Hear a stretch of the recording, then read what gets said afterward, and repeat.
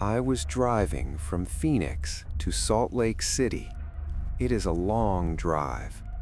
I prefer to drive at night to avoid the traffic. I left at 10 in the evening. By 2 in the morning, I was in the middle of nowhere. The road was a straight line of black asphalt. There were no streetlights. The only light came from my headlights cutting through the darkness. The desert surrounded me on both sides. It was empty and silent. I had not seen another car for an hour. I was listening to the radio, but the signal faded away. I turned it off. The only sound was the hum of the tires on the road. I saw her for the first time near mile marker 82. She was standing on the shoulder of the road. She was facing the traffic. She was wearing a bright yellow dress. It was a summer dress. It was far too cold for that kind of clothing. I slowed down slightly. I thought she might need help. But as my headlights washed over her, I saw her face. She was smiling. It was a frozen, plastic smile.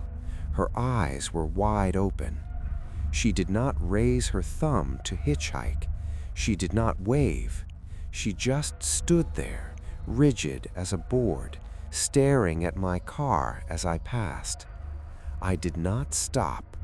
Something about her posture made me uneasy. I watched her in my rearview mirror until the darkness swallowed her up. I checked my speedometer. I was going 70 miles per hour.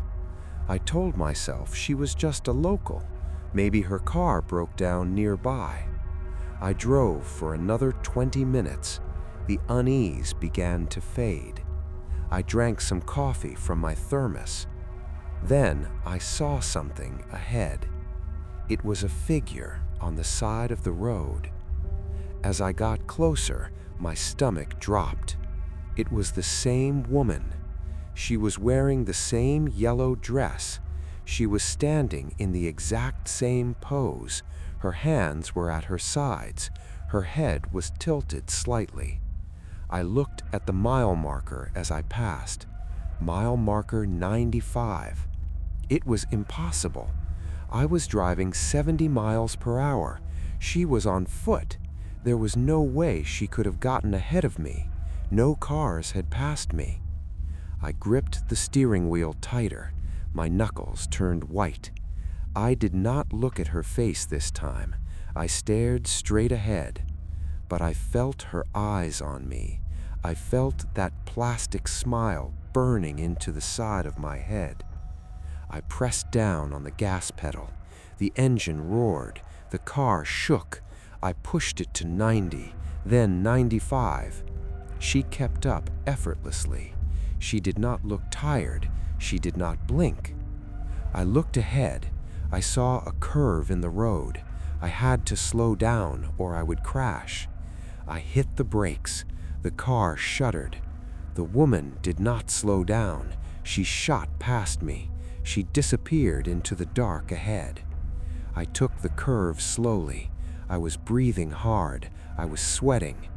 I did not see her for a long time after that. I drove for 30 minutes. I began to hope that I had lost her. Then my car engine sputtered. The check engine light flashed on. The headlights dimmed. "No," I whispered. "Please, no." The car lost power. The steering became heavy. I coasted to a stop on the side of the road. Silence returned to the desert. I tried to restart the engine. It clicked once, then died. I sat in the dark. I locked the doors. I pulled out my phone. No service. I looked out the windshield. The headlights were dead. The only light came from the moon. I saw a shape in the distance. It was walking toward the car. It was the yellow dress. She was walking down the center of the road. She was taking long, exaggerated steps. I checked the locks again. I rolled up the windows tight. I reclined my seat all the way back. I lay on the floorboards. I hid. I listened to her footsteps. They were heavy. They sounded like boots, even though she was barefoot. Crunch, crunch, crunch. She stopped right next to the car. I held my breath. I squeezed my eyes shut. She tapped on the window. It was a gentle tap. Then she spoke. Her voice was muffled by the glass. "Open," she said. "I want to ride." I did not move. "Open," she said again. "It is cold out here." She tapped harder. The glass vibrated. Then silence. I waited for 5 minutes. I waited for 10. I slowly lifted my head.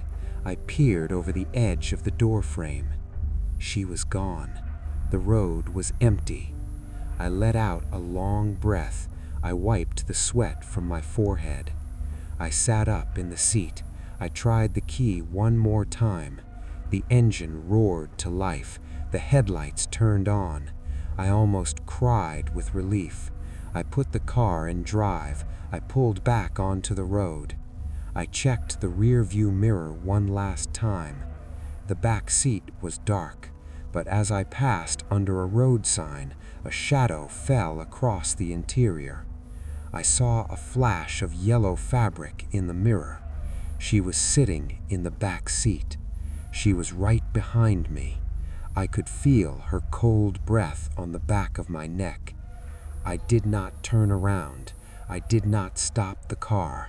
I just kept driving. I've been driving for 6 hours now.